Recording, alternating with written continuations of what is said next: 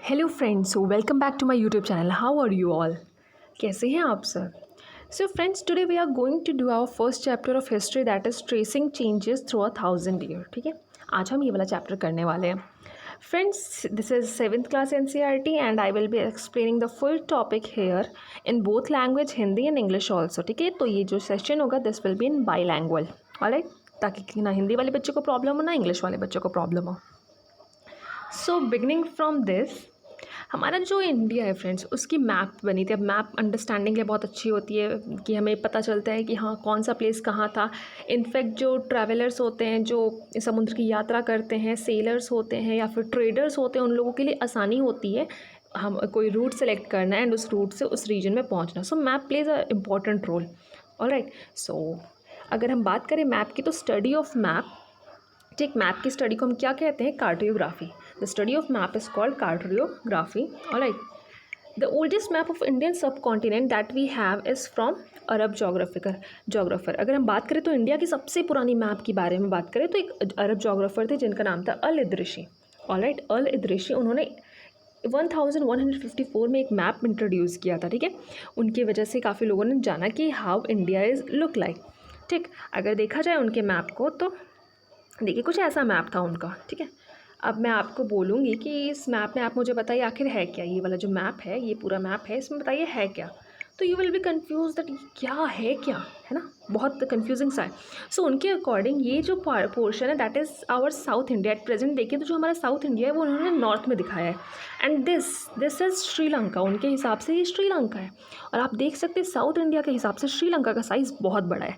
और अगर हम प्रेजेंट में देखें तो ऐसा कुछ भी नहीं है और हमारा साउथ इंडिया तो साउथ साइड है ना कि नॉर्थ साइड है। तो हो सकता है कि उन्होंने शायद अपनी यात्रा साउथ साइड से शुरू की हो तो उनके लिए वो नॉर्थ साइड दिखे।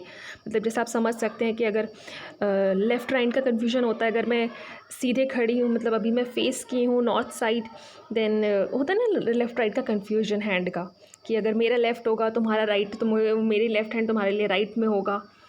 You know what I am trying to say, कि अगर वो साउथ साइड से आए होंगे तो उनके लिए वो साउथ तो नॉर्थ है, लेकिन हमें पता है कि वो साउथ साइड से आए हैं, but for him he thought that this is the north side.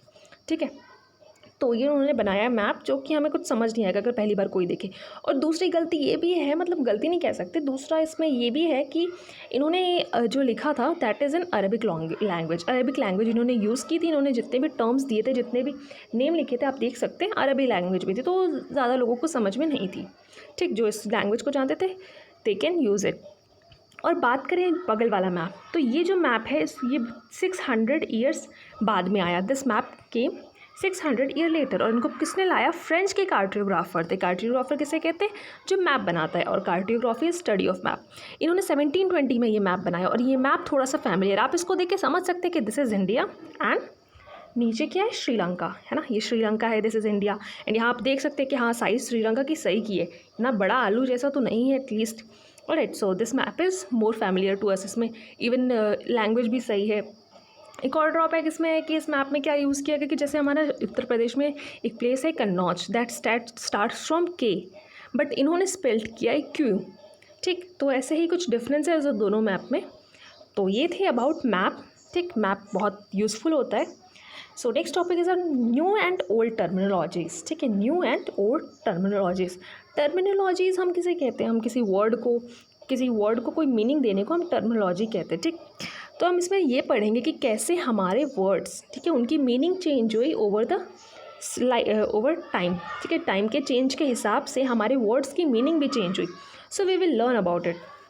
देखिए, द टर्म हिंदुस्तान, पहले हम बात करें हिंदुस्तान टर्म की। ठीक, तो जो टर्म हिंदुस्तान था, ठीक है, जो आज हम लोग यूज़ करते हैं अपने कंट्री को रिप्रेजेंट करने के लिए कि हम हिंदुस्तानी हैं, हिंदुस्तान।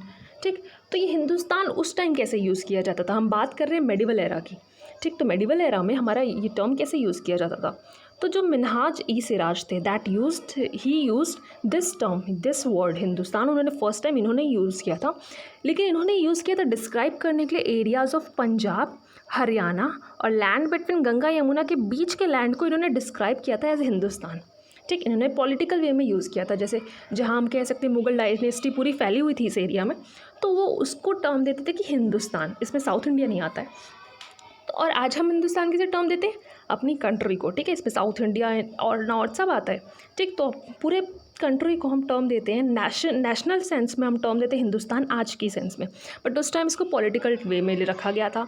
ऐसे ही जो हमारे बाबर है, ठीक, बाबर का बेटा होता है ना, पढ़ते हैं पियर्स सोप में, तो वही वाला बाबर। तो बाबर जो है, इन्होंने टर्म दिया था इसको कल्चरल एस्पेक्ट में। उन्होंने कहा था कि जो यहाँ पर फ्लोरा एंड फना है उसको उन्होंने हिंदुस्तान कहा था। ऐसे अमीर खुसरो ने इस चीज़ के लिए उन्होंने हिंद वर्ड का टर्म दिया था। तो आप देख सकते हैं उस टाइम हिंदुस्तान वर्ड का मीनिंग नेशनल सेंस में नहीं, बल्कि पॉलिटिकल या फिर कल्चरल सेंस में या फिर जोग्राफी की सेंस में यूज़ किया जाता था, ठीक। ऐसे एक और टर्म है फॉरेनर भी उस टाइम में अलग सेंस में यूज़ किया जाता था, ठीक। उस टाइम परदेसी यानी the one who is not from their village. अगर तुम किसी विलेज में रहते हो, ठीक, आपके बाहर वाले विलेज से, आपके बाहर वाले स्टेट से भी अगर कोई आया तो आप उसको कहेंगे परदेसी, फॉरेनर, ठीक। The unknown people is called foreigner that time. But अगर आज की बात करें तो आज के हम फॉरेनर किसे कहते हैं? Someone who is not from India, है ना। फॉरेनर आता है तो हम लोग बहुत खुश हो जाते हैं, वो फॉरेनर आ गए, हम फोटो क्लिक करवाएंगे, will post it on FB, Insta, है ना, सोशल मीडिया पे पोस्ट करेंगे। So for in today context what is foreigner? Foreigner is someone who is not from India. Alright, so this was new and old terminologies. Next हम बात करें sources of history, ठीक। कैसे हमारे history के sources मिलते हैं और क्या काम आते हैं, ये सब हम वो बात करेंगे। अब देखिए, सोर्सेज ऑफ हिस्ट्री हमारे हिस्ट्री को पढ़ने में बहुत ज़्यादा इंपॉर्टेंट रोल प्ले करते हैं, क्योंकि यही चीज़ें होती हैं जो हमारे हिस्टोरियंस को हेल्प करती हैं, ठीक है, to know about the past, कि पास्ट में क्या हुआ था, कैसे हुआ था, उसकी इन्वेस्टिगेशन करने में उनकी बहुत ज़्यादा हेल्प करती हैं। तो मेनली सोर्सेज आर्कियोलॉजी होती है और लिटरेचर होती है ना। जैसे राजा के टाइम, उस टाइम वो पोइट्स वगैरह रखते थे, पोइट्स उनके विक्टरीज़ को पोएम में कंपोज करते थे, उनके पूरी लाइफ डिस्क्राइब करते थे पोएम में, राइटर्स होते थे, ठीक। तो ये सारी चीज़ें होती थी जो बुक्स हमें आज भी मिलते हैं, हम उन्हें पढ़ते हैं, हम जानते हैं कि उस टाइम एक्चुअली क्या होता था, कैसा होता था, ठीक है। तो इस पूरे चैप्टर में देखिए, ये जो चैप्टर हम पढ़ रहे हैं ना, ये बहुत बेसिक चैप्टर है। इसमें आपको सिर्फ चीज़ों की इंट्रोडक्शन मिलेगी जो हम आगे वाले चैप्टर्स में पढ़ने जा रहे हैं, लाइक सोर्सेज ऑफ हिस्ट्री, छोटे छोटे आपको एम्पायर्स के बारे में, कैसे हमारे रीजनल चेंजेस आए, सोशल चेंजेस आए, ठीक। तो यही सब पढ़ेंगे, बहुत बेसिक चैप्टर, इसमें जस्ट आपको यही पढ़ेंगे। जैसे आपने 6th क्लास में पढ़ा था एंशिएंट हिस्ट्री। अब एंशिएंट हिस्ट्री क्या होती है? देखिए, हमारी हिस्ट्री 3 पार्ट में डिवाइड है ना। Ancient, medieval and modern. Modern हम कहते हैं अभी तक का, अंग्रेज़ों से लेकर अभी तक का, और मेडिवल में हमारे मुगल्स आ जाएंगे, ठीक। और हमारा जो एंशिएंट हिस्ट्री था वो हमारा हंटर एंड गैदरर्स वाला था, जब हम लोग हंटिंग करते थे, गैदरिंग करते थे, ठीक। तो हम जो अभी 7th क्लास में पढ़ेंगे that is all about medieval history, ठीक है, जो कि 1700 से 1750 तक पूरा कवर करेगा। We were discussing about sources of histories, ठीक है, हिस्ट्री के सोर्सेज के बारे में बात कर रहे थे। तो सोर्सेज ऑफ हिस्ट्रीज में हमने पढ़ा था कि historians use different sources to study the past depending upon the period of their investigation, right. They see coins, they read about inscriptions, architectures, textual records, या फिर बेसिक सोर्सेज का वो use करके पास्ट के बारे में जानने की कोशिश करते थे। अगर फ्रेंड्स हम बात करें 1700 से 1750 में, तो हम बहुत ज़्यादा टेक्सचुअल वेरिएशन हमें देखने को मिला। अब वो वेरिएशन क्या था, about that we will read here, ठीक है। क्या क्या वेरिएशंस हुए थे, क्या क्या था, वो पढ़ेंगे। सबसे पहले हमें जानना पड़ेगा व्हाट इज़ मैन्युस्क्रिप्ट्स। मैन्युस्क्रिप्ट्स क्या होते हैं? फ्रेंड्स, मैन्युस्क्रिप्ट आपने 6th क्लास में पढ़ा होगा कि मैन्युस्क्रिप्ट्स जो होते हैं वो हैंड रिटन होते हैं, जो हाथों से हम लिखते हैं, दैट इज़ कॉल्ड मैन्युस्क्रिप्ट्स। इसको हम पाम लीव्स या फिर पेपर, इन सब चीज़ों पर लिखते हैं। क्या होता है कि जो हिस्टोरियंस होते हैं, हिस्टोरियंस थे, वो इन्हीं मैन्युस्क्रिप्ट्स को क्या करते थे, कॉपी करते थे। उन्हीं को हम स्क्राइब्स कहते हैं। स्क्राइब्स कहते हैं those who copied this manuscripts. वो अपने हाथों से इसको कॉपी करके लिखते थे, क्योंकि उस टाइम तो प्रिंटिंग प्रेस वगैरह हुआ नहीं था, इतनी टेक्नोलॉजिकल डेवलपमेंट हुई नहीं थी, तो they used to copy it, ठीक। और वो इसको अपने वर्ड्स में लिखते थे, अपने वर्ड्स में लिखते थे, ठीक। तो होता क्या था कि अगर देखिए, अगर एग्जांपल लें आप भी, अगर आप आज कुछ लिख रहे हैं, ठीक, अगर आप 2-3 साल बाद उसको फिर से लिखें तो कहीं ना कहीं आपके ग्रामर, आपके लैंग्वेज में, आपके वर्ड्स और उसके मीनिंग में कहीं ना कहीं चेंजेस आएंगे, ठीक है। थोड़ी ज़्यादा ही वेरिएशंस आपको मिलेंगी। तो वैसे जब मैन्युस्क्रिप्ट्स को कॉपी करते थे स्क्राइब्स, तो उनके जो स्क्राइब्स ने लिखा है और जो एक्चुअल ओरिजिनल पार्ट था, उन दोनों में काफ़ी वेरिएशंस हमें मिलते थे। अब ये भी तो नहीं कि एक ही इंसान ने कॉपी किया, एक मैन्युस्क्रिप्ट से कॉपी हुई, फिर इस कॉपी की दोबारा एक और कॉपी हुई, कुछ सालों बाद फिर उसकी कॉपी हुई, तो ऐसे बहुत सारे कॉपीज़ बनते थे। अब कॉपीज़ इतने सारे हो गए, अगर हिस्टोरियंस को कॉपी मिले इतने सारे, तो वो कन्फ्यूज़ हो जाते कि विच is the original one and which is the copied, कौन सा ओरिजिनल है, कौन सा कॉपीड है। तो और ऊपर से अगर ओरिजिनल नहीं मिला तो प्रॉब्लम ये होती थी कि जो कॉपीड है उसमें काफ़ी सारे वर्ड्स अलग अलग होते थे, उनकी मीनिंग थोड़ी सी चेंज हो जाती थी, थोड़ा सा उनकी राइटिंग और उनके सेंस वगैरह सब चेंज हो जाते थे।